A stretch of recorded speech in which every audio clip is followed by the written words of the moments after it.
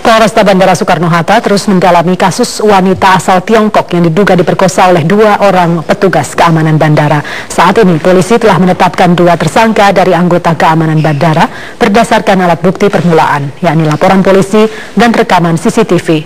Informasi selengkapnya akan disampaikan Dwi Dinta Widyastuti langsung dari kantor Polresta Bandara Soekarno-Hatta. Dwi Dinta, bagaimana perkembangan dari kasus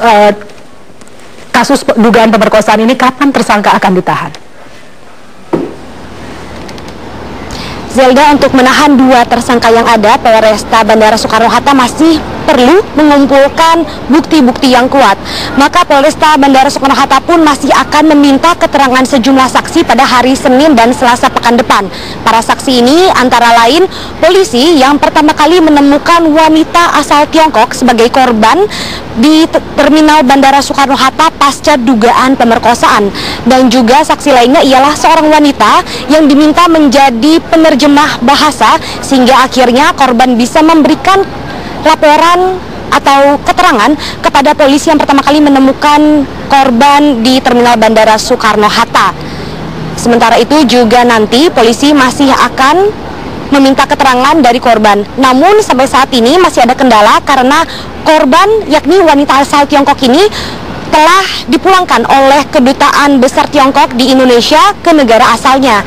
Sehingga Polresta Bandara Soekarno-Hatta masih terus berkoordinasi dengan Mabes Polri bagian hubungan luar dan juga Kedutaan Besar Tiongkok di Indonesia agar bisa mendatangkan korban ke sini untuk dimintai keterangan lebih jauh. Nantinya jika memang benar pelaku merupakan, maksud saya tersangka ini memang benar melakukan perbuatan pemerkosaan, mereka bisa dijerat dengan KUHP 285 tentang pemerkosaan dengan hukuman maksimal 12 tahun penjara. Zelda, kejadian ini memang berawal dari keterangan seorang wanita asal Tiongkok yang diduga diperkosa oleh 2 orang laki-laki petugas Bandara Soekarno-Hatta karena mereka mengenakan pakaian berwarna abu-abu tua. Wanita korban ini tidak memberikan laporan kepada polisi. Namun, polisi masih bisa terus mengusut kasus ini hingga menjerat pelaku dengan hukuman karena sesuai dengan pasal KUHP 285, jika tanpa ada laporan dari korban pun kasus ini masih bisa diteruskan dengan adanya laporan dari polisi. Berikut ini keterangan dari Kasat Reskrim Bandara Soekarno-Hatta AKP Ashari. Kami sudah menetapkan yang bersangkutan sebagai tersangka sebagaimana ketentuan menetapkan tersangka adanya bukti permulaan yang cukup, yaitu 1 laporan polisi dan juga 1 alat bukti yang sah. Ini sudah cukup untuk menetapkan dia sebagai tersangka. Namun demikian, untuk proses selanjutnya kami harus mendapatkan keterangan dari korban terlebih dahulu untuk dapat melakukan upaya selanjutnya, seperti halnya misalnya penahanan dan sebagainya.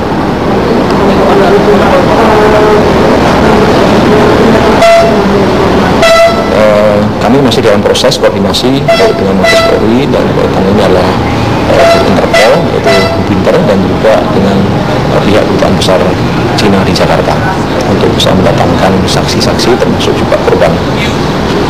Zelda, Angkasa Pura II selaku pengelola Bandara Soekarno-Hatta melalui manajer humas dan protokolernya Yudi Setiawan telah mengungkapkan bersedia untuk membantu kepolisian agar bisa mengusut kasus ini dengan tuntas dan juga telah meminta maaf bila benar nanti pelaku yang ada di dugaan pemerkosaan ini memang benar merupakan petugas dari Bandara Soekarno-Hatta. Zelda, kembali kepada Anda di studio. Baik, Dwi Dinta Widyastuti.